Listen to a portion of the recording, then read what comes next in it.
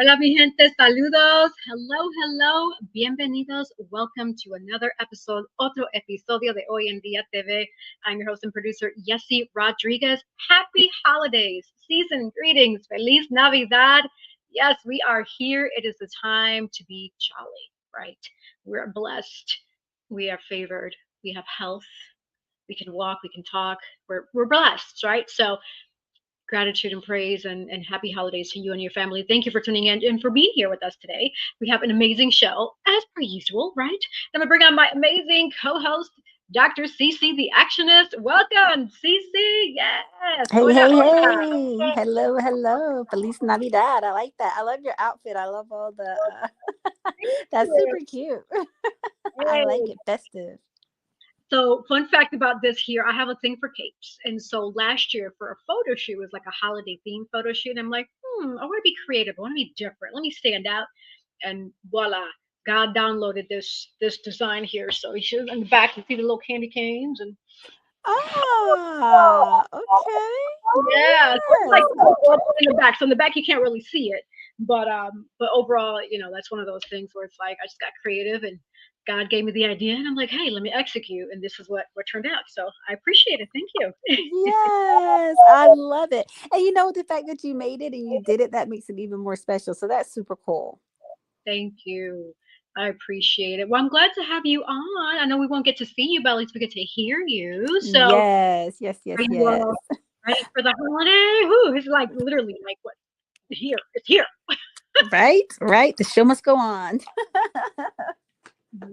Absolutely. And so in honor of the holidays, I found some interesting information about the holiday season in just different parts of the world and how different cultures celebrate, right? Whether it be um, about connecting, showing gratitude, giving from the heart. And so you may know this, but it was fun for me to read in because I like those fun facts type of thing, right? So apparently in Mexico and parts of Latin America, families celebrate what's called Las Pasadas, reenacting Mary and Joseph's journey, followed by food, music, and togetherness. And in Germany, Christmas markets fill town squares with lights and handmade gifts, warm drinks, centering community and tradition. During Hanukkah, families gather to light the menorah, I believe that's how you say it, on resilience and celebrate miracles and perseverance. Kwanzaa focuses on unity, purpose, and collective responsibilities throughout the seven guiding principles. Diwali, the festival of lights, which I love lights, are so pretty, celebrates the triumph of light over darkness, knowledge over ignorance, and hope over despair. That's different. And also in mi cultura de Puerto Rico, right? The holiday season, believe it or not, is called La Navidad. But guess what? It's one of the longest and most festive in the world because it starts in late November and it stretches all the way through January. So can you imagine having off from PTO from like late November all the way through mid January? Like, whew, that's a lot. That's having fun there. One of the most beloved traditions is what's called La Paranda, where friends and families surprise loved ones very late at night with music and singing traditional songs, laughing, celebrating, just turning strangers into family and homes into joyful gatherings. And then obviously they have the delicious food and the coquito, and so it's overall fun, lots of fun. What are your thoughts about that? Wow, I didn't know that it stretched so far out. Like I didn't know that. I just learned so much just in these few little minutes that we're on. That's like super cool. And that's like Mhm. super sweet. And then the fact that, people are they're not making it all about like gifts and stuff like that, but like, singing and, making like you said, like, just connecting families and strangers and all that. That's really kind of cool. So did you participate? Like, did you guys do something like was it every day or every week? Like how did you because that's a long time. It is a fun So, time. how was that for you, like growing up doing that? I loved it because we were able to celebrate Thanksgiving, right? And then from there, get the family together. And then from there, just two small gatherings. And especially if you go to the island throughout this time, there's different towns that have what's called fiestas patronales, different festivals, gatherings. And that's pretty much what the fiestas patronales is. It's just a festival that honors that town. And it throughout the year, it travels to different parts of Puerto Rico, honoring different towns. And even for Puerto Rico, like the reason why it stretches so long is because they celebrate what's called Dia de los Reyes, also known as Three Kings Day, on January 6th. And this is where children place grass or hay in boxes for camels of the three kings and wake ups to gifts, celebrating faith, tradition, and the magic of giving. And then also celebrating Noche Buena, which is Christmas Eve, and often the hearts of celebration, bringing the families together with food, music, dancing, storytelling. And then from there, some of the traditional foods, they have pasteles, lechon, arroz con gandules, coquito, like I mentioned earlier. So it's just overall from the end of November through January, it's all about getting together, fellowshipping, honoring each other, and just making it fun and festive and memorable for people. That is awesome. That is super cool. I know like Kwanzaa, like they do it. I think it's a week long, I think Kwanzaa is or something like that. But too, even with that holiday, like it's about like they make their gifts and stuff like that. So it's more personable and that kind of thing. So that's really kind of cool. Just learning about the different cultures and how they celebrate, and that kind of thing. And then I know there's cultures that don't celebrate, and that too, but that's very, very interesting. That's really kind of cool. That's like wow. So what day in January does the stuff in Puerto Rico ends? Does that like end like on January 1, or does it go through that first week or? So typically it ends in mid-January, so after the Three Kings Day. So slowly after the Three Kings Day, everything starts to settle down, and then people at that point it's approaching like the second week in January, so people start to go back to work and go back to the rhythm of normal day-to-day life. So Oh, mhm. wow. Okay, super cool. All right. Well, hey, I love it. All the celebrations and all of that. Super cool. Absolutely. And I'm glad you mentioned thoughtful gifts. You mentioned earlier, like handmade crafts that the culture and people that celebrate Kwanzaa do. And I love that because when it comes to gift giving, most of the meaningful gifts don't necessarily have to be pricey or expensive, right? They can be the ones that really come from your heart.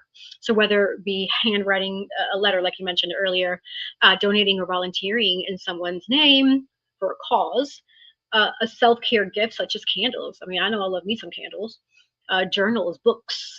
You're author, you have amazing books. So definitely, for those who want to think outside the box with books, definitely look at Amazon Prime and find the books by Dr. Sandra Baker and also Nadine. They have amazing books if you're into those type of things, right? So just different gift ideas to give to your family and friends, thinking outside the box. Yeah, Do I you have like any that. suggestions or Yeah, ideas? absolutely. I love like journals. I don't know. It's just like journals and planners. It's like I could buy 1,000 of them, which is kind of crazy because kind of go through these phases of where I like have these fetishes, like whether it's watches or purses or shoes, and now it's like journals and all that stuff. But I have a ton of journals and I do write in them, not every day, but I do write in them just to kind of capture a thought, or maybe I had a dream or an idea. And so just kind of putting it all in there, just to kind of chronicle some things and stuff like that. So yeah, that's really cool. And I love, like having journals. There was a video that I watched as we were driving. We had got some reception earlier on today, and in the video it was like it was a husband and wife, and they were writing out their goals. And I do this not necessarily with my husband, like writing it out on the whiteboard or anything like that, but we discussed some things, for our upcoming year and so on and so forth, like what do we want to accomplish. And for this next year, like I don't have a lot of things on the board to accomplish, but the things that I do have on the board, they're pretty lofty. So one of the goals, and I think it's important, right, getting back to the journal, is to like, I like to kind of, put things in journals like that for people to say, hey, what are your goals for this year? It doesn't have to be anything grandiose or anything like that, but it could just be something that you might want to achieve on the daily or weekly or monthly, and not having like a bazillion goals in there. So I have 5 goals that's on our board. And one is like, to save 50K, because I know we can do it, right? So we're going to challenge ourselves to save like $50,000 this year. And I'm like, we can do it. And then also, to plan a trip, to go overseas. I'm kind of second guessing that right now after my event is happening right now. My family, but to plan that trip. And then and then the other thing is just, continuing like to build those relationships. So I like having the journals and giving that to people, putting a little note on in there, to inspire them, so that they can move forward in their journeys and stuff like that. Whatever it is, like, of talking with people throughout the year and just reminding them like, hey, you can do it. Like we chatted about this, last quarter, and you said, da, da, da, da, da. I know you can do, just something like that. And I think that's very, very personable, and sweet, to be able to give somebody. And then they too can kind of keep it up and adopt that into their own families. I know for the new year, we write down little things on a little card, and we put it in this prayer jar, and we pray over it. And I tell you, we take it out at the beginning of like the next year, and or like the night before, actually, because it's part of what we do for the New Year's Eve. And we read the things and see if they were actually accomplished. And I kid you not, all the things that we pretty much put in the jar, just about, I would say 98% of it, we accomplish it. And that's huge for us. I'm like, so you see, like when you write your goals down, we pray over them, and then we put one foot in front of the other to make it happen. It can come true. I love that. Yeah, absolutely. And with that in mind, we're actually going to go on a quick sponsor break. So don't go anywhere. We will be right back. A bold builder of people, purpose, and platforms, Girls with Gigs helps high performers and those desiring to achieve more shift mindsets and activate purpose.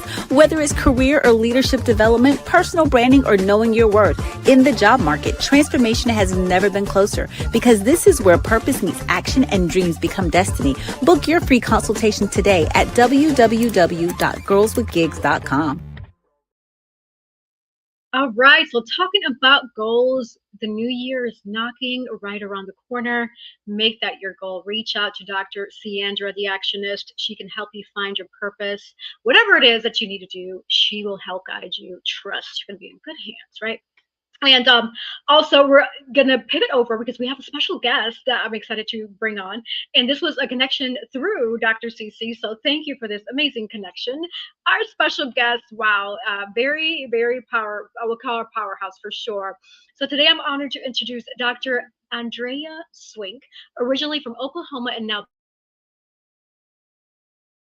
St. Petersburg, Florida. Dr. Swink is a distinguished executive and industrial and organizational psychologist with over 30 years of leadership experience across education, business, construction, marketing, and hospitality throughout the U.S.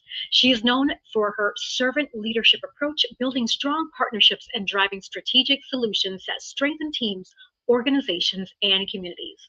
Dr. Swink is a first-generation scholar who earned both her PhD and master's in industrial organizational psychology from Keiser University and holds a bachelor's degree in organizational leadership with distinction from the University of Oklahoma.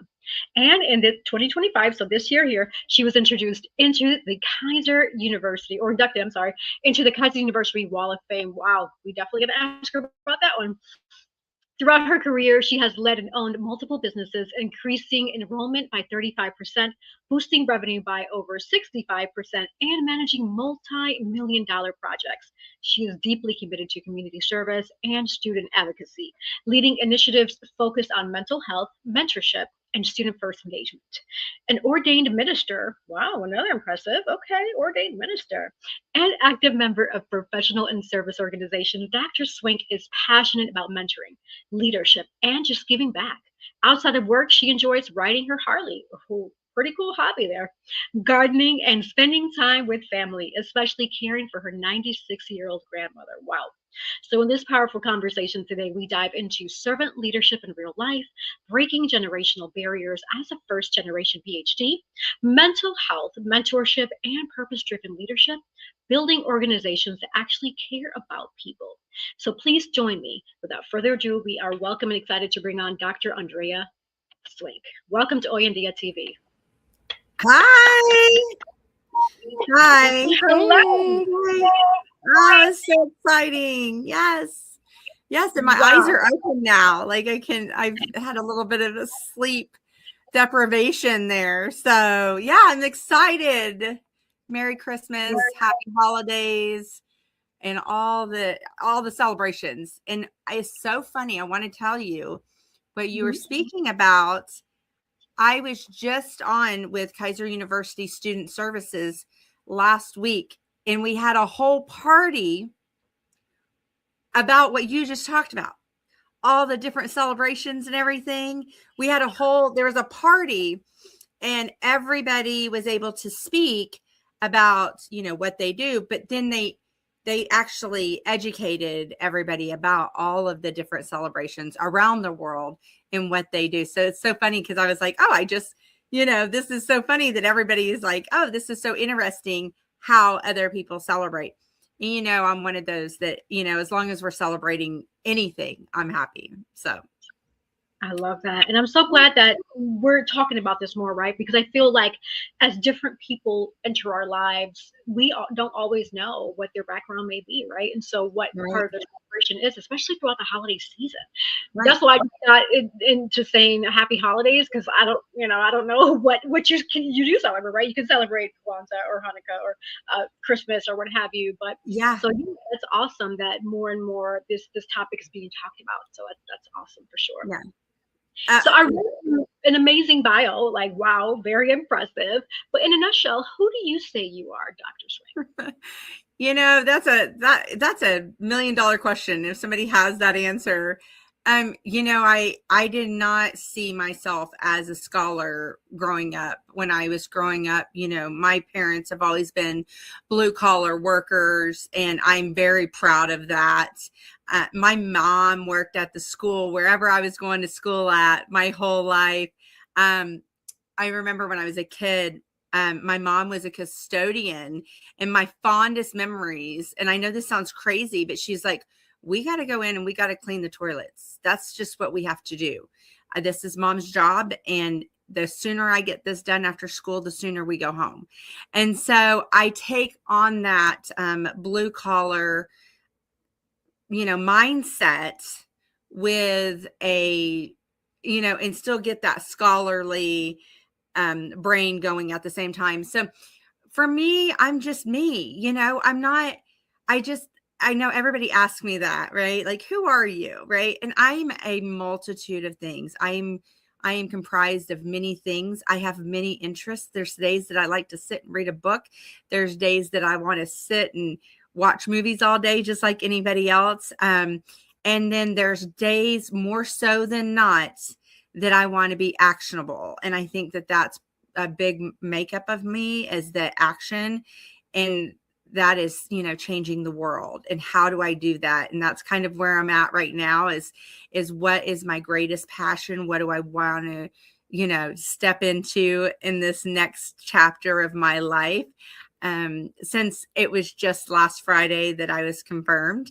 So it's been a little bit of exciting weekend. Thank you. And Sandra is right there with me, and I love her. She's been a classmate of mine, and a friend and sister, but I think it's important for us to not forget where we came from. And that's the one thing I don't forget that I came off a farm in Oklahoma, and it probably wasn't anything special to anybody else, but it's special to me. It's special. My parents are special. My grandmother is special. She just made history a month ago. So, I'm made up of a lot of things, and I have a lot of interest and now a lot of knowledge that I want to just put out there into the world and make great things happen.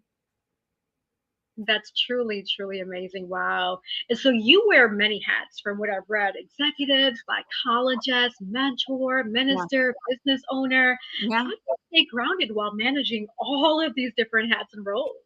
Yeah. As a woman, you probably understand, and probably any woman that is watching this will understand that, we all have our mental breakdowns, and I have them. There are days that I am not 100%. That's all there is to it, and we fight with our family, and we argue, and, those things that we don't want to talk about and we're not transparent about. I'm very transparent. I will tell my family, I'm not 100% today. It's nothing major. It's just my brain's tired. I'm tired. Right. And so I think if we say that, and I will have to say, going through this, the process of becoming a scholar. And that's, when you go through this and you do all the things, you become a scholar as part of your repertoire. Right.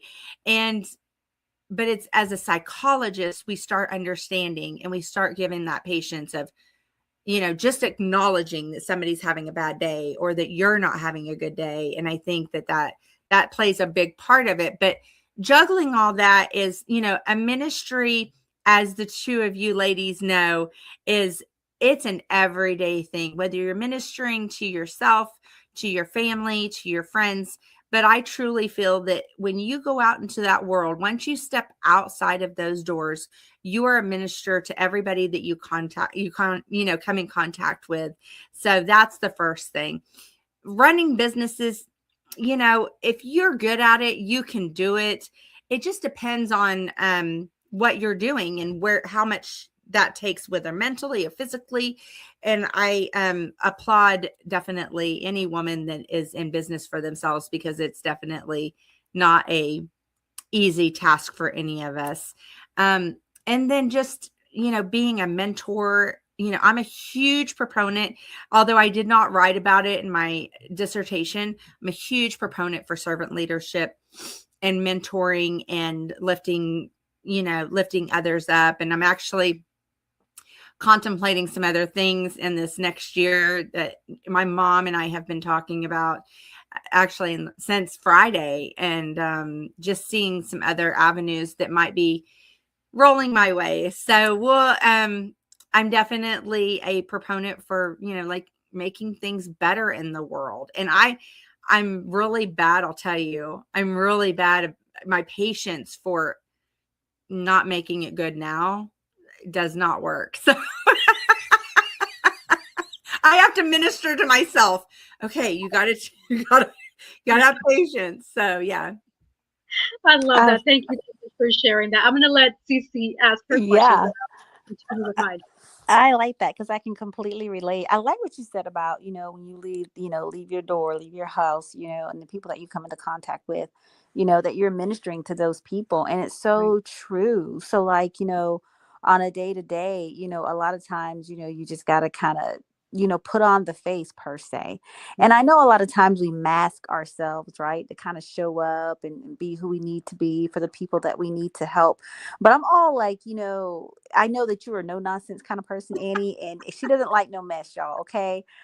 She's done an amazing job at being, the president at Keiser University for the Student Government Association. She's done an amazing job with that association, and just happy to be a part, in helping students, basically just kind of live their best life. But she goes over and beyond, y'all. She really goes over and beyond, and just not while, wearing the hat and representing the university, but even in her personal, because she'll be having personal counseling calls for everybody. So I want to say that, she's really authentic when she says, like, hey, when she walks out the door, like she's ministering to every person that she comes across. I wanted to go back to you talking about, you helping your grandmother and things of that nature, because I know more about it than our audience does. But, being a caregiver, I know that can be very taxing. That can be, and then being a full-time student and then working for like all the things that you do, right? That's a lot.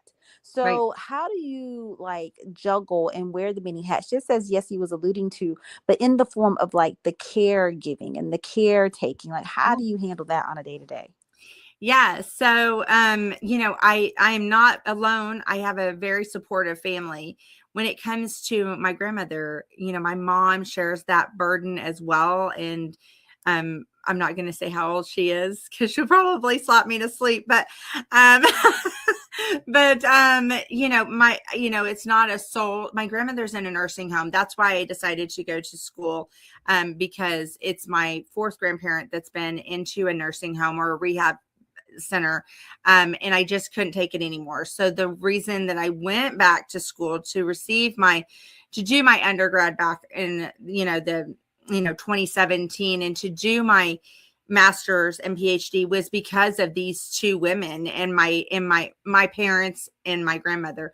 I refused to when in 20 or 30 years, when my mom, needs more help than she does now, because she's killing it now.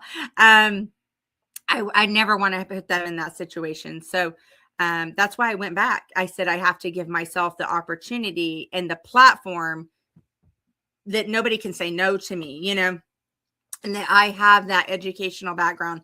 Nobody can say, oh, you don't have your master's, or, oh, you don't have your PhD. Well, now I do. So now what are you going to say? Right. Like, so that's where my mindset was, because it's all about giving myself the opportunity to take care of my family. So the second question is, how do I do it? I don't sleep. There's a little sleep on that, and Dr. Sandra knows that I don't sleep. But however, I have taken the opportunity since last Friday to take a little nap here and there. I've definitely slept more in the last few days than I have in, I don't know. I can't even remember the last time I slept this much. But no, my grandmother is in a nursing home, and we were just there today, and it's usually at least every day or every other day we go over, we do her laundry because that's a whole situation. And everybody asks me, well, how do you do all this? You just do it. In my world, you just do it. There's not an option for failure. I don't have that option for failure. There's not an option to worry about other things. I mean, I do, but I just have to get it done.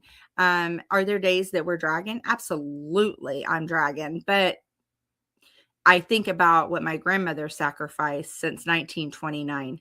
I think about my parents have sacrificed for me. We were just sitting at the table the other night, and I told my mom, I go, thank you so much. Random what we were talking about, for getting me braces when I was a teenager, because I would have so much problems with my teeth at my age now, I turned to her and I was like, if it wasn't for you and Daddy taking care of that, I would be in a different situation. Just those things I think about that they sacrificed, and I'm like, a little bit of sleep, whatever, so you just kind of do it, and then, it hasn't been easy, and those of us that have, went through the journey, becoming a PhD, whether, you're at Keiser or Harvard or it doesn't matter where you're at, right? It's a journey. I have to say that we were on a fast track journey. My PhD was fast track. So you're doing a lot of work in a short amount of time. And I did my master's and PhD at the same time. So, it was hard. And I look back and I think I'm insane for doing it, but it's done. And I didn't kill me. And I guess that's the whole saying, is if it doesn't kill you, when it doesn't kill you, makes you stronger. So. Absolutely. I like what you said about just doing it. You don't have the option to fail. And I wish, people would have more of that mindset, because truly, we are successful in everything that we do. I wish people would take on that mindset. Now, people might be saying, hey, Sandra, what are you talking about? We are truly successful in everything that we do. Failure only comes into play is when you begin to doubt yourself, right? So like, say you want to ask someone for something, they can only give you one or two answers, yes or no, right? So I mean, you did, even if they say no, you didn't fail at it, they just told you no, but did you fail at it? No, you asked. So therefore there's a success. So everything is truly all about perspective. We were just talking about that today with the young lady, and I was just saying, everything is really about perspective. There was like, I hope my next year is going to be better. It's like, can we go back and look at, or while we're still in 2025, look at 2025 and say, okay, we said that this year may have sucked for some, it may have been great for others, but even for the ones that say, hey, it sucked, right? Think about, did it make you grow? Right? Did it make you better? Right? Did it make you worse? Even as long as you can recognize what it did for you or did not do for you, that is a win. That is a success. And it's always truly about perspective, because we know, right, in the Word of God, it tells us that, these trials, these tribulations, right, these people in these everyday life situations, right, they come to build character, to give you hope, right, to give you strength. So you're always winning. That's why I was like, you can never ever fail, even on your worst day, even on whatever you may think is your worst failure in life, you never fail, right? Because we've been set up to win. We've been given the playbook. We've been given all of the, all the future. We know the past, you know what I'm saying? We're living out our present. So we're winning every day. So I like that you said, hey, just do it. You know what I'm saying? I know Nike got a thing on that, but we're just saying today, just do it, y'all. Don't give yourself, those times where you got to like sit and think about it. I know Brene Brown, she says she gives herself the 3-second rule or something like that. I think maybe 3 or 5 seconds or something. But anyway, she counts. And before that time runs out, like, she's up and she's moving and she's making it happen. So you don't give yourself the kind of, sometimes you talk yourself out of a lot of things. And it sounds like you're not one of those people to kind of talk yourself out of things. You're just like, I know I got to get it done. I don't know how I'm going to do it, but I'm going to put these feet one in front of the other, and I'm going to make it happen. So congratulations, right, on doing, both those degrees, Thank you. Thank you. simultaneously, because that is so tough. An Yeah. accelerated program, definitely know all about that. So Yeah. hard, compiled on with all of your other stuff. I tell people all the time, like, hey, my brain like is broken. Like people like, oh, you're just, no, my Right. brain is really broken. Like, I No, think it is. Yeah. you get a brain Yeah. tune up. Right. Yeah. Congratulations. I thank you.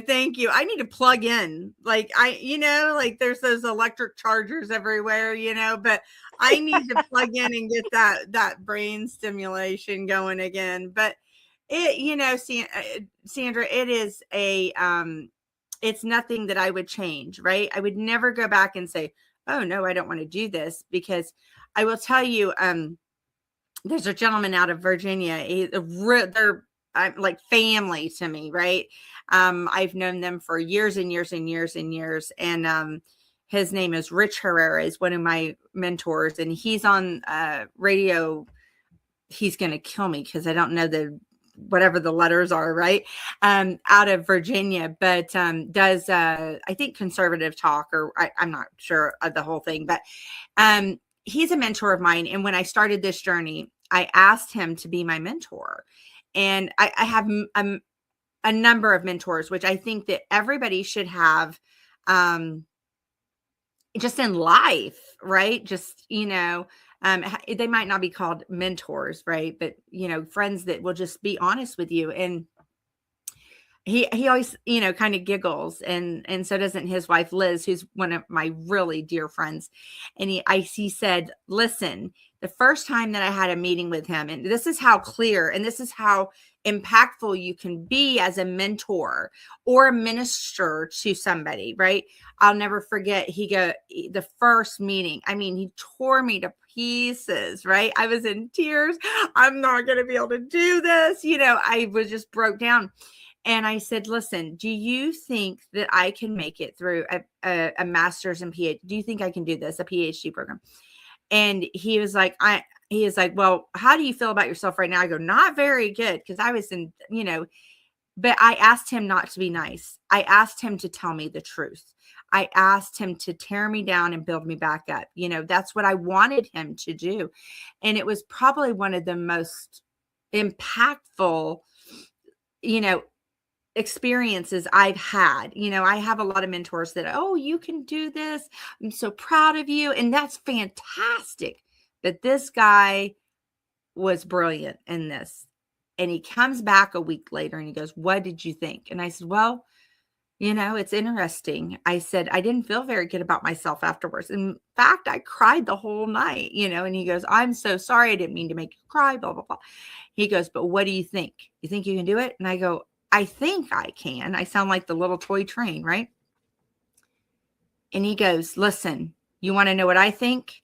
I think that you may not be the smartest person in the room, but there is nobody that is going to outwork you. And that is why I did what I did during school. I made sure that when I did the SGA, I gave it all my everything I had. Whether it was psych, whether it was showing up at residency, whether it was showing up for my student body or my fellow students, or, my sisters like Sandra, showing up and just doing it. I know that Nike owes me some money right now. But just, I just did it because I kept on thinking. That hit me, right? That hit me. I was an athlete for years and years and years, and that hit me the most. And I never forget that. And he was like, you may never be the smartest person in that room when you're going to school, but you will work harder than everybody else. Do you understand that? You are going to be the hardest worker. You will never let anybody outwork you. And I have stuck to that. And I did that when I was an athlete. I was always the first one there, the last one to leave, but I had not been in that mentality mode of the athletic mindset for, years. You go on, you move on with life, family, all that kind of stuff. Right. And that really is what got me through it, is that I had to tell myself, I have to write the paper better. I have to proofread better. I have to show up to every class. I have to tell myself to do that. So that's kind of where all that came from. Wow, very impressive. Thank you so much for sharing that. And we're actually going to take a quick sponsor break, so don't go anywhere. We will be right back. At Cab Zenza, we believe beauty is a ritual, not just a routine. Rooted in intention and inspired by nature, our skincare is crafted to nourish more than just the skin. It nourishes the spirit. Every jar is made with purpose. Because when you flourish inside, it shows on the outside. Cab Zenza's isn't skincare, soul care. From the moment that I put this Cab Zenza on my skin, it feels most amazing. As you can see, it has your skin glistening. It's moisturizing. You too should get Cab Zenza. Luxurious body butters. Yes, Cab Zenza, get it today, because you don't want to walk around with dry, uncomfortable, skin. Like, we're adults. We got to take care of ourselves. So. I'm telling you, I feel like I need a whole thing going on after this whole defense thing. If you don't mind, I want to give out a shout to my grandmother real quick. Yes. So I told you earlier that she made history in November. She was inducted into the National Daughters of the American Revolution as the oldest inductee. Woohoo! All right. I know. On the same day, at the same time, my mom and I were inducted. So we were like the trifecta. They've never had that happen where 3 generations at the exact same time become inducted. And then nobody that old has ever been inducted.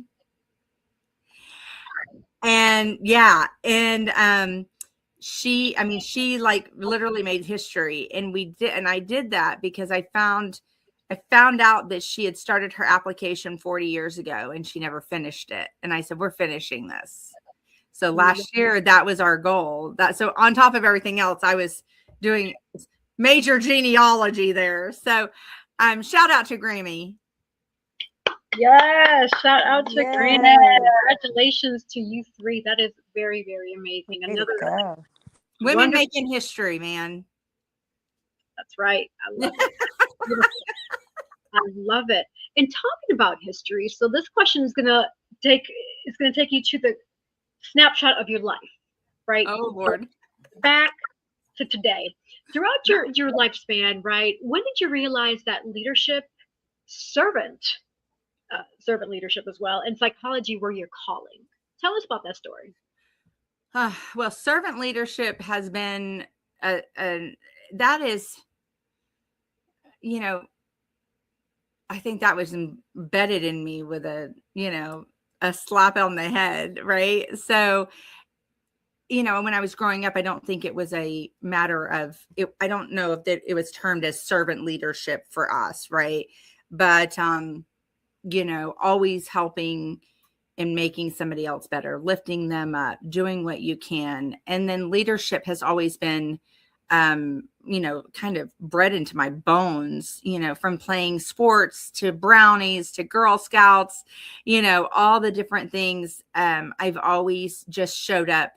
When I was playing sports, I was the point guard on basketball. I was the catcher on softball, those kinds of things. I was always volunteering to, okay, I'll do it, kind of thing. So I think, but once you take in those roles, whether you're a catcher or you're a doctor, right? You're a leader and people look to you, maybe not necessarily for all the answers, but to lead and to lift. And I think that those are important components that are, I don't know. I want to say they were beaten into me, but they weren't. But it's just something that was a natural thing. So for me to do charity work, like this last week, we've been doing charity work.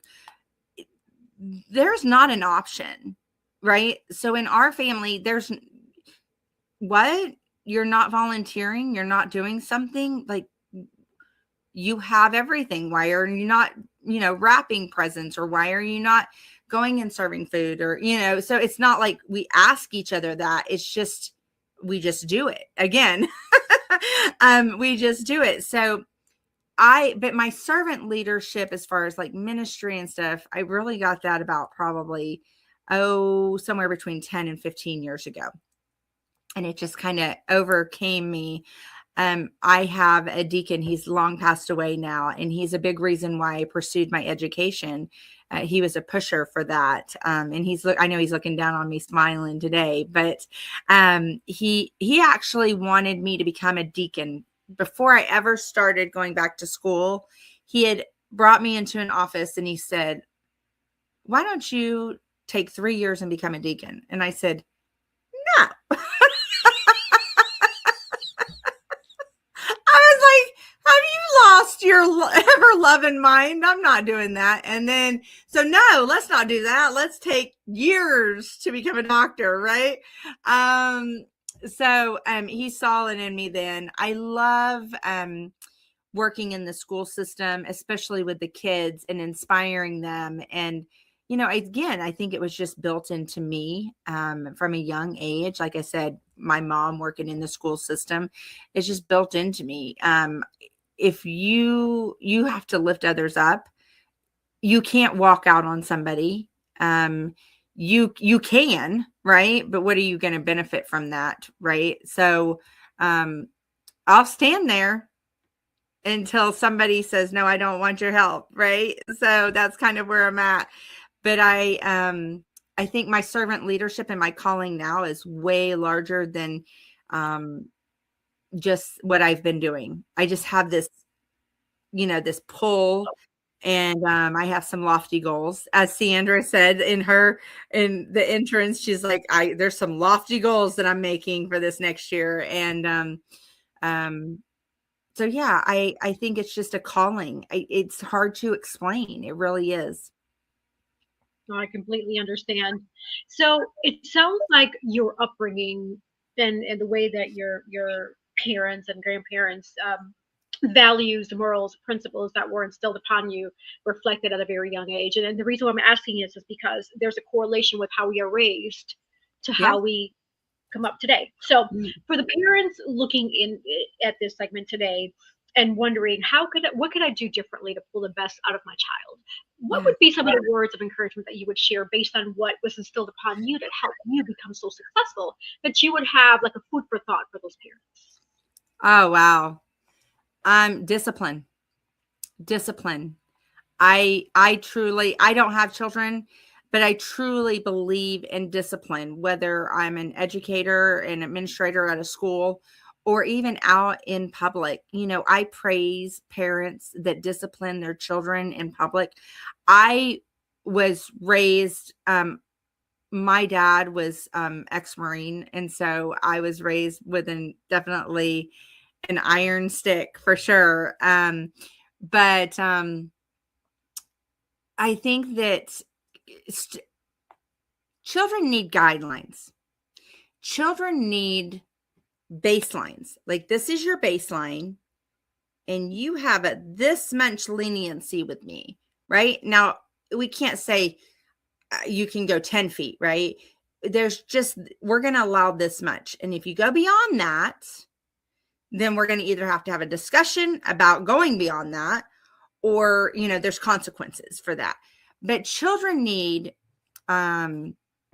discipline and guidelines and structure. And I think with that and love, right? I was very blessed. I might have not had a lot of money when I was the kid. I was the kid that didn't have a lot of money, right? So my parents worked hard, and I think, but they loved me.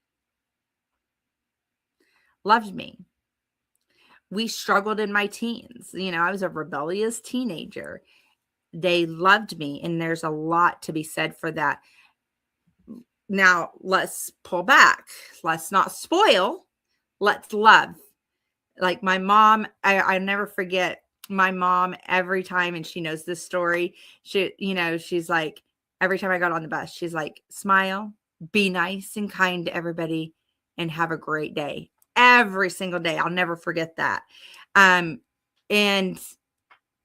I did my best to do that every day, you know? So I think there's just boundaries. You know, giving somebody, like you guys were talking about earlier, you know, giving everything is not the answer, right? Love is the answer. And my mom was a huge part in that. My grandmothers were a huge part of that. You need to come up to the church and you need to help, or you need to come up to the school and we're going to do this. There was not an option. And I think that is where the turning point is. I think that, you know, don't overload children with going, oh, we've got to go do this and we've got to go do this and da, da, da, da, da. You know, I think balance is a key.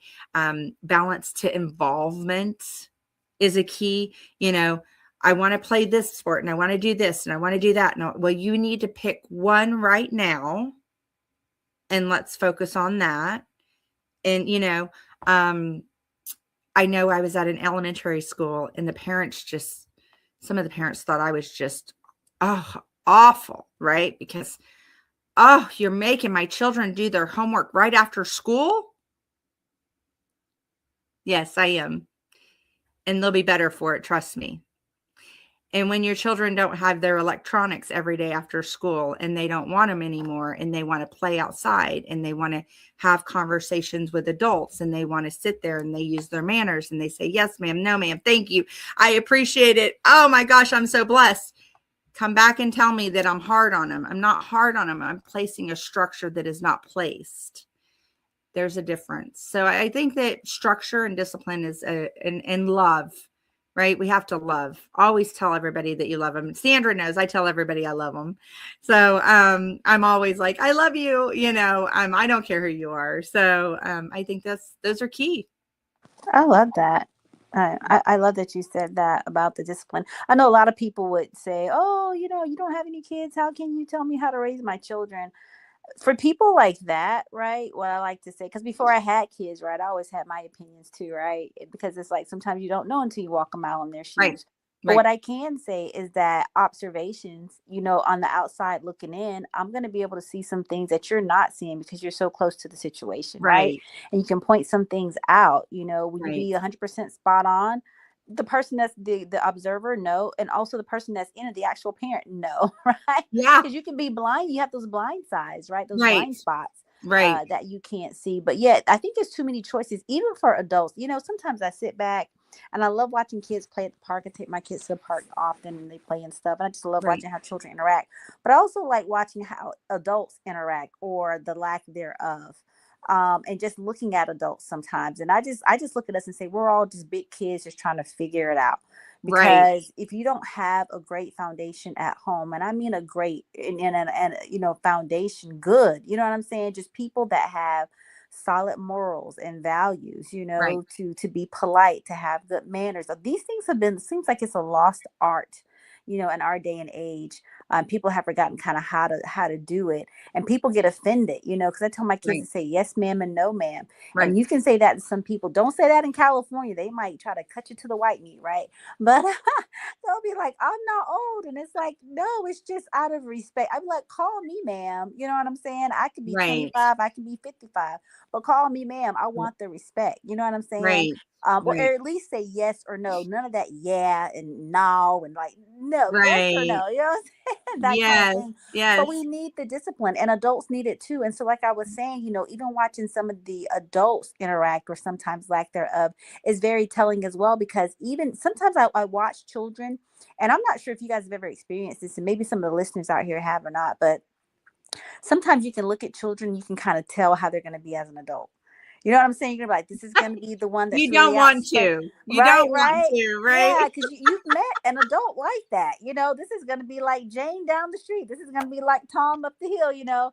And you kind of see that. And sometimes I look at the kiddos, like sometimes, and I'd be like, which one of these kids was I, or am Right. I? You know, sometimes you're trying to place yourself in that kind of thing, Yeah. which is very interesting. And I see that now, you know, with adults. I'm like, okay, yep, I see how you are and that kind of thing. Yeah. But we don't know how to communicate. It's like sometimes we'll have these high standards for our children, but we as adults don't live by those same high standards.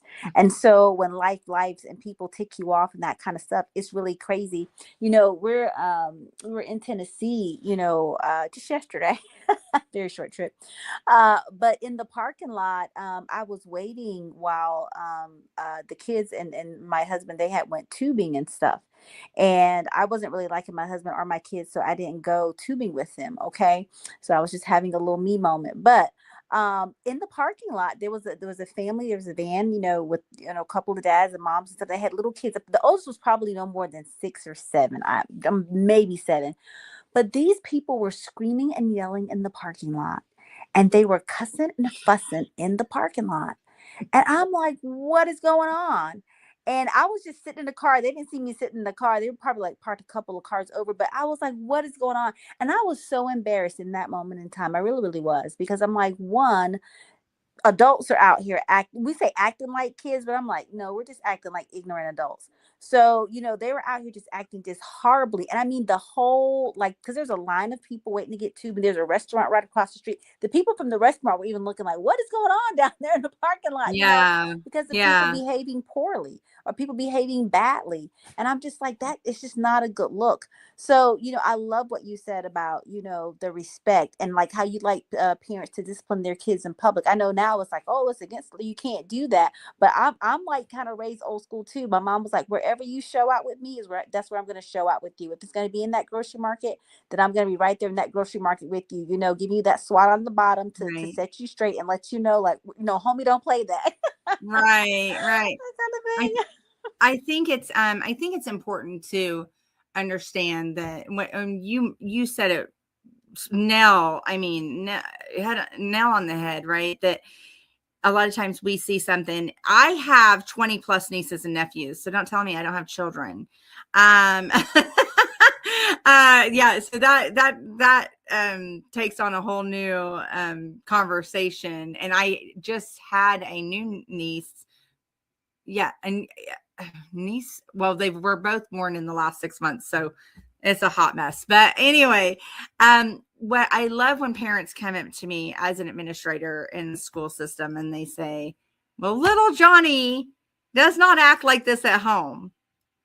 Yes, little Johnny does act like this at home, because little Johnny would not act like this at school if he didn't act like this at home. So I always laugh, and I don't mean to laugh at the parents, but I just, you know, don't protect them so much. I always believe that, you know, if you let a child understand the consequences and you let them and you enforce consequences. So if you say, I had a parent one time at one of the schools that I worked at, and she was fantastic. You don't want to focus on your schoolwork? You don't want to do your grades? Fantastic. You get no door, you get no bed, you're going to get sheets, a pillow, and a sleeping bag. You're going to get your toothbrush when I give it to you. She took everything out of her child's room, everything, put it in the garage and said, as you show me respect, and because I was at a private school, she was like, this costs me money to send you here. And as you show me respect, I'll continue to give you your stuff back. It'll take you a year to get everything back. And she did. And mad respect for that woman, mad respect, because she's like, I'm spending thousands of dollars for you to go to a private school to get a private education. And you want to show up on your report card with C's and D's? That's not happening. You're going to go to public school. Right. And I just love the fact that, you know, there was no entitlement. I don't care. I'll give you your uniform every day and we'll wash it, and you get no TV, you get no cell phone, you get no radio, nothing, right? And it was embarrassing for the child, you know, to talk to me about this. And I go, well, what do you learn? And she goes, I need to buckle down. I need to work harder. And I remember that even going through my PhD and listening to my friend and mentor, Rich Herrera, saying, you work harder than anybody else. Right. And, so that there's a lot to that, right? If a work ethic, respect, manners, all that kind of coincides. And it's not a lot of work. It's just, here are the guidelines. These are the rules in our house. And when we go outside of the house, this is how you're going to treat people. And if you follow those, it's not going to be perfect. We are human beings and we're not going to be perfect, but we can certainly try to raise the next generation of individuals, human beings that will have that compassion, but yet have that discipline to show up and just do it. Somebody call Nike. I love it. Thank you. Thank you. Yes. Well said. And I salute that parent as well, who did that, because that is a good way, a good strategic way to say, hey, you do good, I'll reward you.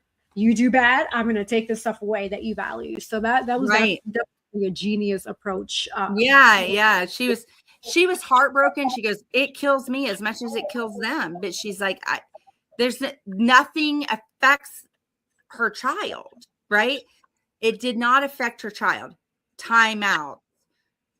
You're on this or whatever the situation was, right? It wasn't affecting. You take everything away, the reality becomes real.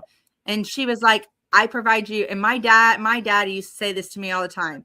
I provide you a roof over your head, a floor to put your bed on. I provide you food. I provide you a comfortable setting, right? And I let you go to school and get an education and all these things. These are all the things that I am providing for you, not asking for anything in return.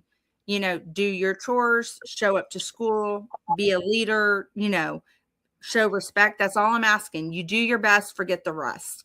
And I think we forget that nowadays. Life is not TikTok.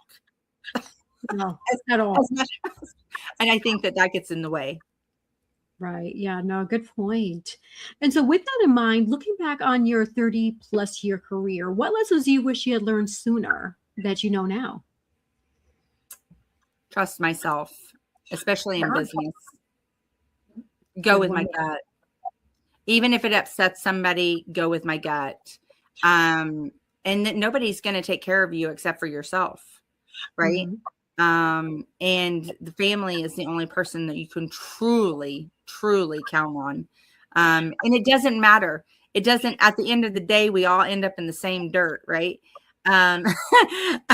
We all do. We all end up in the same dirt. So it doesn't matter how much money we make. It doesn't matter what businesses we own. It doesn't matter what cars we drive, what clothes we wear, anything like that. We always end up at the same dirt. Everybody has the same conversations when we die, right?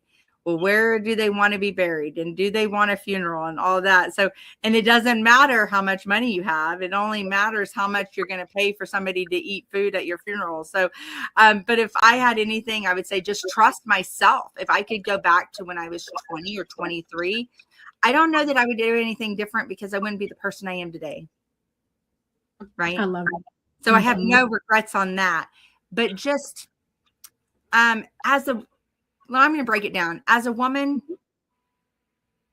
I would not tolerate the stuff in business that I tolerated because it's a different world now than it was then. And it was pretty rough back then. As a young, engaging businesswoman, I think I would have done a few things different. Right. And again, it comes back to trusting the process and trusting myself. And really honing in on those skills that I am good at. Negotiation, breaking down barriers, knocking on doors. Don't care if somebody tells me no, but if they tell me no, they better be prepared because I'm coming back at them. Right. And those are things that I knew I had that, but I didn't hone in on it at the time. Right. So, because we're timid, especially as women, we're really timid. Sometimes we get put in situations, or I've been in meetings where I'm just like, why am I even here and listening to these people? And I'm not saying that there's nothing against men. I don't want to say that, right? But we are put in a different situation in business where we do have to work harder. So just a few things like that I think that I would do differently. I definitely would not hold the tolerance that I did for the situations that I was put in, whether it be how I was treated, what I was, if I was overlooked for something. I think I would be intolerable of that now. I know I would have been like, bye. See me in 20 years and let me tell you, what do you think of me now? Right. Kind of thing. So I look at that and but then I sit here and I look and I go, you are strong. You are smart. You are a force to be reckoned with, because I made it through those things. And so I think that there's a lot to be said for that. If we look back on a journey, the road's rough, right? Miles are hard. Yeah. No, it does. And from the beginning, from the time we pop out of that womb, right? The miles are hard. Yes. But we're still here and we're still standing. And I'm grateful that I've got the years that I have, because a lot of people don't get that journey. I look at my grandmother and, we still have people that are alive that have lived through World War II, that have lived through the Nazi war camps, that have, done all of these things. What do we have to complain about? Somebody tell me. And then the beautiful United States of America, we don't even get me started. We shouldn't have homelessness. There should be no hunger. Children should not go without food or shelter or bedding or anything. We should not be complaining about anything. What I've done in my life has only made me stronger and smarter, right? Because we learn as we go, right? We're not going to be perfect, but what are we complaining about? Right. And if we don't like something, change it. That's true. And that's what kind of where I am. Like, if I don't like something, change it. It's not a big deal. If you don't want to do business with somebody, it's okay. If you don't like what somebody's saying on the TV, change the channel. If you don't want to listen to the song on the radio, what do? Change the radio. Now we don't even have to really push a button. We can just say, hey, Alexa, do this or whatever, right? Where when I was a kid, I had to go up to the TV and my dad would be like, nope, turn it back to channel 4, turn it to channel 5, right? So we had to physically do these things. We don't even have, we've become such a lazy society. We forgot how good we have it, I mean, I used to go to my grandparents when I was, in 8, 9, 10 years old. I remember the only thing that I could listen to there was NPR. It's like, I'm like, Grandma, do we have a TV? Well, nothing that we're going to be watching, not today. Because she just thought it was just evil. Garbage. Yeah. Yeah. We now know that it's not the greatest thing on earth, right? So I think that, if I look back on my 30 years, I would say that, yes, I would be intolerable of how I was treated as a woman, which I've never, and I've talked to Andrea about this, that during my journey, my educational journey, I have become more intuitive of being a woman. You're not going to treat me like that. And that's period. That's it. I don't have to take this. And we don't. If we don't like something, we can just say, you know what? We're not going to do this anymore. You know what? I'm not going to do this anymore. And we go about our way. When our grandparents were our age or in our 20s, they didn't have options. They didn't have the option. They had to do what they had to do to survive, to live, to have a can of green beans. We have so much, it's not even funny.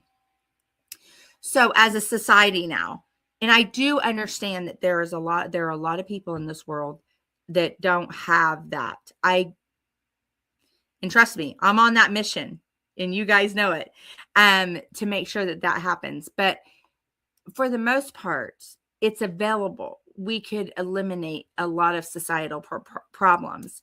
And that's why I always go back to my grandmother lived through this, stage where it's like the Great Depression and all this kind of stuff and all the wars and stuff. And they made it, and we're complaining. And I sit there and go, we can't complain anymore. We just need to make it better for anybody else. Thank you. Yeah, those were definitely deep words, and I really appreciate you sharing that. And keeping that in mind, and also your focus, your doctoral degree was in industrial and organizational psychology, if I'm remembering correctly, right? Yes. So yes. how does industrial and organizational psychology help leaders better understand the people, performance, and culture, and just pretty much intertwining it with everything you just shared with us a few moments ago? Yeah. So my focus, especially in my dissertation, was more of the retail side, but my focus has always been environmental with a cross into how that affects the people. Right. And I'm definitely, listen, I'm not a vegetarian. We cannot save everything in the world. It's just not possible. But I went into IO and not business, and I've been asked this multiple times. So you're not the first person. Everybody's like, well, why didn't you go into environmental, right? Because I wanted something that could cross over into several segments. And so that's the reason I went into IO psychology. And I just felt IO psychology is applicable to anything. You can be a CEO or the president of the United States. And if Sandra had her way... Right, Sandra? Sandra, I'm going to put a time. Exactly. So I get this email from Sandra while we were in school, and it says, Andrea for president. And I'm like, what are you doing? And she goes, we need somebody that's just not going to take no for And so she sends it out on this email. And I'm like, oh my gosh, I don't need this. Not right now. I just need to finish, So it's been an ongoing joke for this, for the whole time. But as an IO psychologist, you can affect, and I say affect, businesses and people. You can affect change. And much larger than I'm not anybody on here. I'm not discrediting anybody's position, right? But you can truly affect change. And that is why I pursued that degree and that platform, is to affect change, whether it be in the personnel sector. In my case, I want it to be on a larger legislative, global, even, writing legislation, maybe running for office one day. It's been thrown out there a few times. So it just depends, but really affect change. And that's what I'm about is, like I said in the beginning, when I walk out the door, I'm ministering, whether it's, hey, you can do this, this, and this, or whether it's, we need to pray and, wake somebody up, right? Whoever that is. So I'm definitely a woman of faith. And I just think IO fits into that. It is a different path. Everybody, when I meet people, and I don't know how Sandra is on this because I know she's an IO psychologist as well. But when I meet people, they're like, oh, well, can I get my child scheduled with you? And no, because that's not what I do.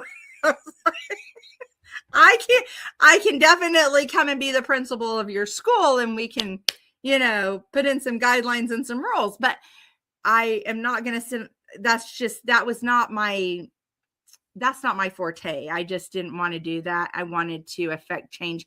And there's a lot of change that needs to be done in the real world, especially in the workplace. And we see it. Sandra and I know about it. We've wrote about it. We've read about it. We've done all this stuff. Now it's our job as IO psychologists to go out and affect change at whatever level that you want to do that at, right? Mine is more of a global stance, definitely at the national level. And I intend to do it for sure. Amazing. Yes, yes, yes. See, Andrea, I have a couple more questions. I want to make sure before I ask mine. Did you have any additional ones for Dr. No, Swink? we're good. We're tracking right along. Go ahead. I'm loving it. I'm loving it. Yeah. So this is going to be more on the lighter note. This Harley, when I read that on your bio, I'm like, that's really cool. So the Harley that you ride, what does that mean to you when you have that freedom on the road? What does that represent to you? Yeah, so I'm actually going to get to able to ride it now, and I actually want to get rid of it and change out. It's probably I don't even know how many I've had, but I think I'm ready to go back to either a Fat Boy or something like that. But as far as for me, a lot. First of all, I can't ride on the back of somebody's motorcycle. It drives me crazy. I have to have control. I think that's the PhD in us, right? Having a little bit of control in those situations. But, being a woman, again, it was really important for me.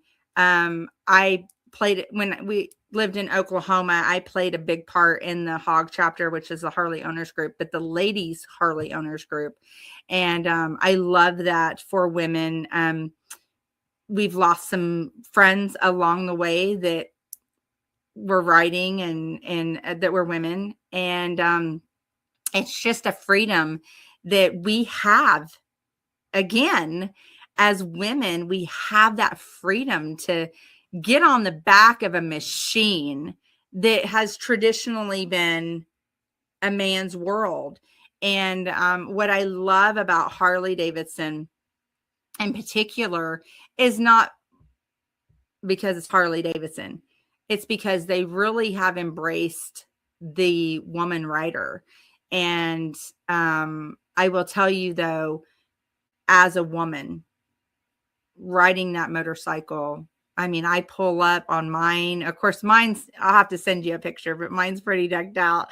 But, I pull up on a motorcycle and people are looking not at me, but going, holy, like this lady's riding this bike. And I do the same thing when a woman, drives up next to me and she's on a Harley. I'm not looking at the girl. I'm looking at the bike going, oh my gosh, that's a da-da-da-da-da, whatever.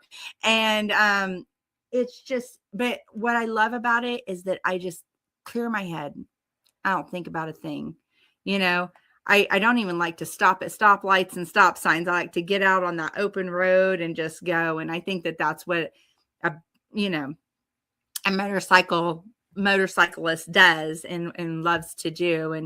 And I used to ride all the time. And then when I got into school, we spend a lot of time behind the computer. So it'll be exciting to get back on the road and get that done. So it is amazing. And I can see that how you light up.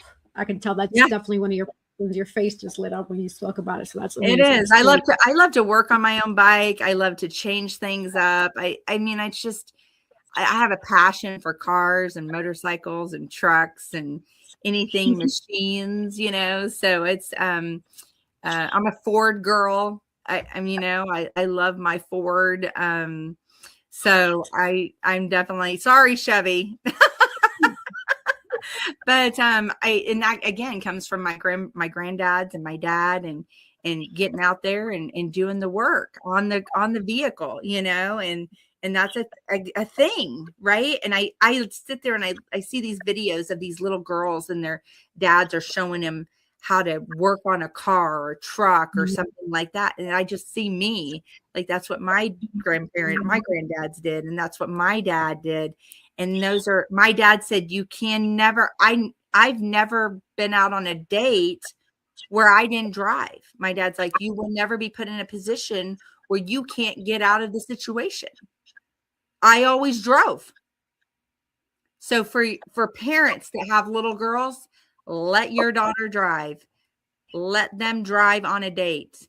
Let them meet the man there, the boy there, and they can drive separately, but never put your daughter in a situation that they can't get out of. But I also was taught how to drive a motorcycle, how to drive a tractor. I was driving a tractor at 6. how to drive a tractor, ride a horse, drive a stick shift, all that. Because my dad was adamant, you will never be put. I can get in a semi truck. I might not be able to do it all, but you can at least get yourself out of the situation. And so that's kind of where the motorcycle came from. So I've been riding, three-wheelers and everything since I was little.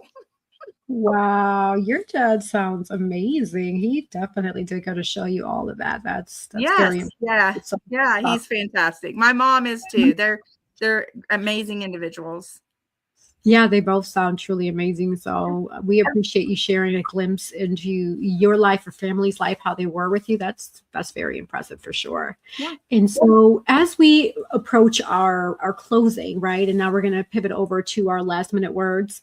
What's next for you? How can people stay connected with you? How they can find you, etc.? Yeah, so you can definitely find me on Instagram. I don't really do TikTok. Everybody's trying. I have a TikTok, but I don't really use it. But definitely on Instagram at the real Dr. Andrea Swink. So that's really how they can get a hold of me. And then if they reach out, also on LinkedIn, they can message me. They can find my name, Andrea Swink, on LinkedIn. So that's what's next. Well, we're defining that. I definitely have some work projects highlighting graduate students and blue collar workers. And so I'm working on some of those projects this next year, and hopefully that we can get those uplifted and going. I really am looking at, I've already been approached. If I've been approached once, 10 times in the last 5 days to run for office, I'm not going to put it out there that I am or I'm not. Those are things that I definitely have to talk to my family about and discuss at what level of work that we would want to do that at. And I say we because just like school, your family sacrifices, just like veterans, your family sacrifices. But there's a lot of things that need to change. And no matter what, like you, love you, don't like you, don't love you, right? I truly believe in the betterment for everybody. And I have to figure out how I'm going to do that. I want to write or finish writing the legislation for my dissertation, which is curtailing our retail waste, disposable waste that goes into the trash, whether it be food or hard goods, and really affecting change by writing legislation, getting on that global scale and getting a united front to where that food that, and I'm talking about water bottles, like cases of water, macaroni, whatever, or pillows, jackets, clothing, that kind of stuff, does not go in our landfills anymore, and it is distributed back out into communities. So that is a huge passion of mine.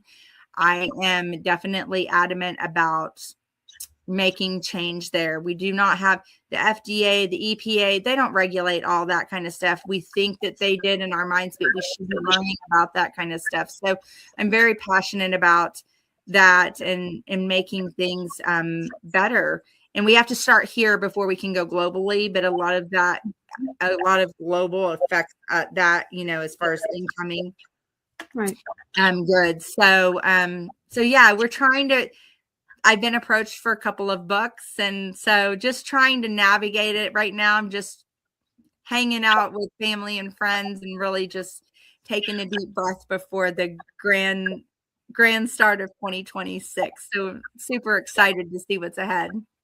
Yeah, that sounds amazing. Well, I wish you the best in whatever you do. I know you're going to do amazing things overall. So my hats off to you.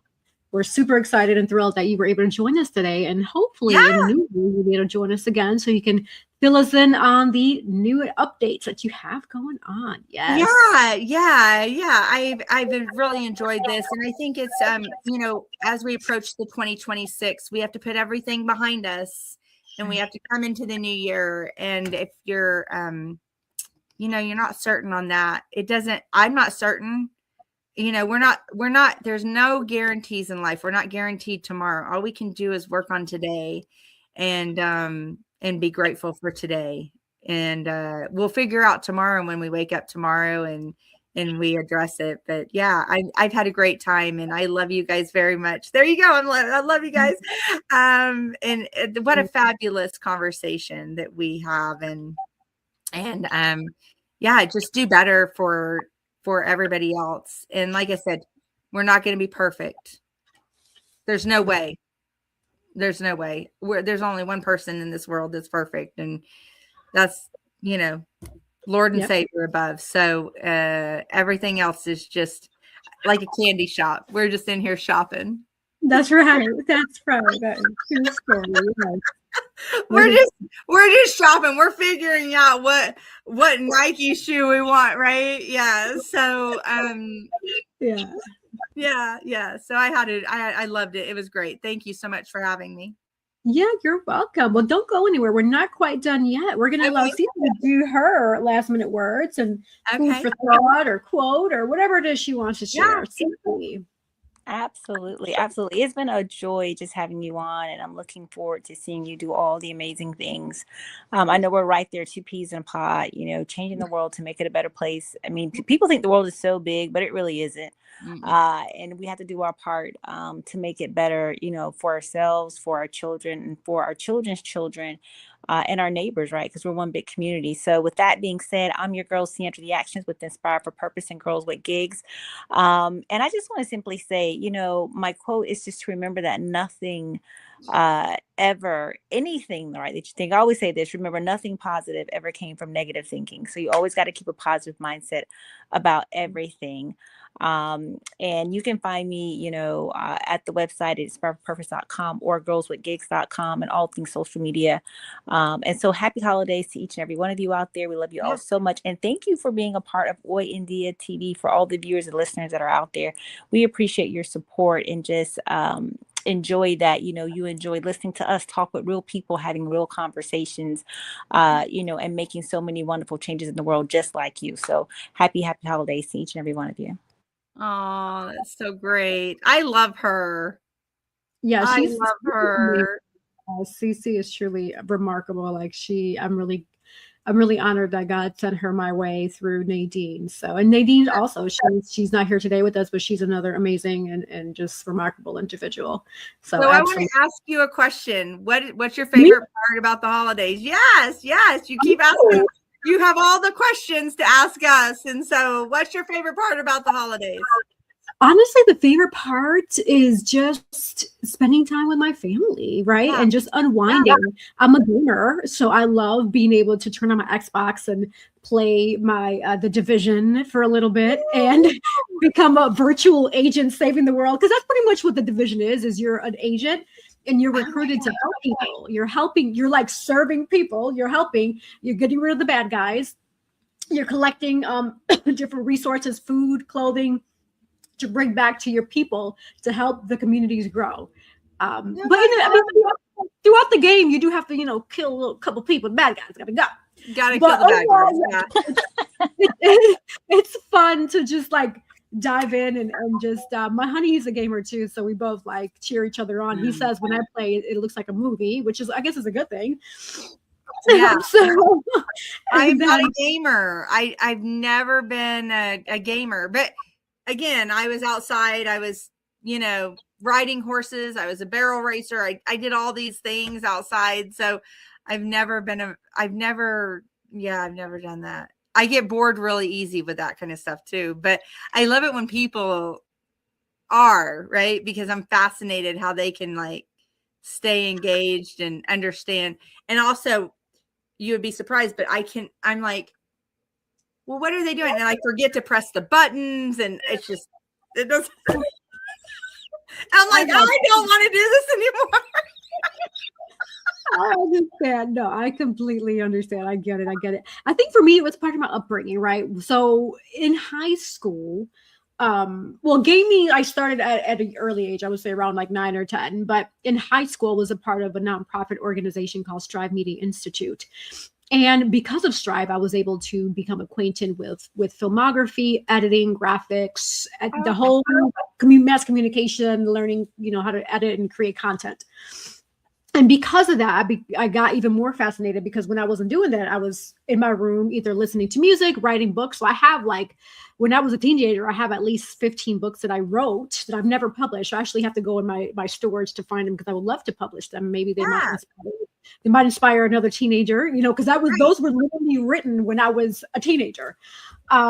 And then listening to music and playing video games, I was pretty much and I also worked at a bakery part-time. So that was pretty much my life. That was my rotation. And I grew with that mentality, and that's why I'm able to do everything today. Yeah. So, yeah. We had a professor that was a big gamer, and she's amazing, but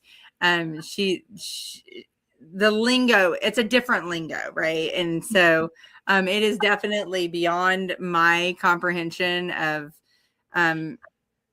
I don't know. I've never done that. So it's a whole, I get bored with, the little games on your phone or whatever. I've tried it and I can't do it. I'm not a fictional reader either. I cannot read fiction. It has to be like autobiographies or factual books or something like that. I don't get into the whole, what are those romance novels and stuff. So my grandmother was like that. My mom loves like Danielle Steele and all that kind of stuff, and she loves that kind of stuff, and it's great, but I can't do it. My grandmother's like, if you're going to, put your mind to work, let's do it for good. Right. So I follow her footsteps a lot. So but yeah, that's fantastic. And that's what it's all about, being with family and really just engaging with each other and taking that time. But I want to wish so it sounds like, I was going to say, it sounds like you're going to do something similar, right? Unwind, spend time with family. Yeah. So we had a lot of family down here before Thanksgiving. So we did our Thanksgiving then. And then we're relaxing. This last week, we took over 200 gifts to the nursing home where my grandmother's at. And they were all homemade. So you were talking about that earlier. We had all homemade gifts for the residents and for all of the staff that takes care of Grammy and all those other beautiful people that are there. And so they all get their Christmas gifts. I think they get them tomorrow, maybe. I'm not sure. But when we were bringing them in, their eyes were like lighting up, right? And it's not, we have to be careful about what we give the residents. So we try to give them stuff that they can like hang on their wall or something like that. And the more able a resident is, we can give them a little bit different stuff, right? So that's the other thing is, if people want to do something, nursing homes, a lot of people in nursing homes don't have families. Oh, wow. They're probably 75% of the people that are my grandmothers are ward of the state. Interesting. That's good to know. So it's always to check that out and say, hey, do you have what's the percentage is usually what you ask. What's the percentage of residents that do not have family? And they'll tell you, they'll be like, oh, we have 50% that don't have family with their award of the state. Now, assisted living's a completely different ballgame. We all know that, but just a nursing home or a rehab center is different. They're usually not a lot of them have families, and if they do, it's not active families. So yeah, we really like to engage and give back. And it's just been a really busy December. Yeah. Well, I'm glad you shared that, because that's a really good opportunity for those who are ready and want to give back to the community, is reach out to your local nursing homes or rehab centers and make your way there. Show somebody some good support, love, right. And just show them that someone does care about them, right? Because sometimes it can be lonely. I can only imagine what those people are going through. So especially when there's no family there, that can definitely be tough. And they also need to adopt a resident too, so adopt, kind of just like not go in and just pick and choose, right? But just be like, can we adopt? I use the word adopt, but can we adopt a resident that needs a family year round? and maybe you find out when their birthday is, or, Easter, maybe they celebrate, maybe they're Jewish, maybe they're this, maybe they're that. It doesn't matter. Right. But just knowing that a lot of times, I'll tell you, my grandmother goes in and she just wants to talk. And the other thing she wants to hold my hand because she needs that contact, right? Mm-hmm. That contact. The other thing is we do a lot with the VA, within the VA system, and try to volunteer as much as we can through the veterans. And you can go to your VA center, or American Legion, or the Elks Lodge, which we're a member of. You can do all these things that are so much more valuable than buying a gift. And the same way with schools, find out the children that are in need. You'd be surprised at how many don't have beds. That's a food for thought. You wouldn't think that, right? Wow, yeah. I really appreciate you sharing all that. And that's good food for thought for the audience and listeners to especially during this time. Right, exactly. And that's what we're here for. That's what Hoy En Día is, to positively motivate, educate, inspire, and entertain you all, the viewers and listeners, with each and every episode. And I know we did that today with our amazing guest. So shout out to Dr. Andrea Swink, and my amazing co-host, Dr. Ciandra, the Actionist. And we also have 2 more sponsor commercials. So don't go anywhere. We'll be right back. And then I will close out with my last minute words. Stay tuned. We'll be right back. Sponsored by Collective Wear. Available at www.yessierodriguez.com/shop and myrod-enterprise.com/shop.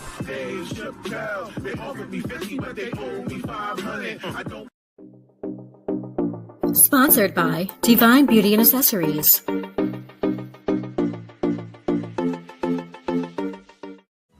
Watch Hoy En Día TV, Thursday, 7:30 p.m. All right. For those who want to be a guest on Hoy En Día TV or sponsor Hoy En Día TV, we welcome you with open arms. Simply email hoyendiatv@gmail.com. That email is scrolling at the bottom of your page view or your window view. If you're looking through your cell phone or laptop, it is scrolling hoyendiatv@gmail.com. And for those who want to know more about me, who is Yessie Rodriguez? Well, hey, very easy peasy. Just go on your Google, Safari, Internet Explorer, type in YESSE Rodriguez, and voila, I pull right up for you. I'm a professional actress, model, MC, podcaster, a little bit of everything, pretty much. Even a notary, believe it or not. So if you need notary services, call your girl up. Oh, yeah, state of North Carolina, notary, just saying. You know what? You said that, and that just cracked me up. Oh, yeah. I'm a professional. I'm a certified proofreader and copy editor. So there you go. See, we have a little bit of everything here at Hoy En Día. You do not have to go far. If you need a service, I guarantee amongst people here and even Nadine, we're going to have it for you. We're more than likely going to have a service that you need. Hey, this is women power for real. But wishing you all a wonderful, happy, and safe holiday season. And like I always say, the sky is never the limit because the galaxies are endless. So thank you all for tuning into Hoy En Día. Until next time. Love you guys. Thank you so much.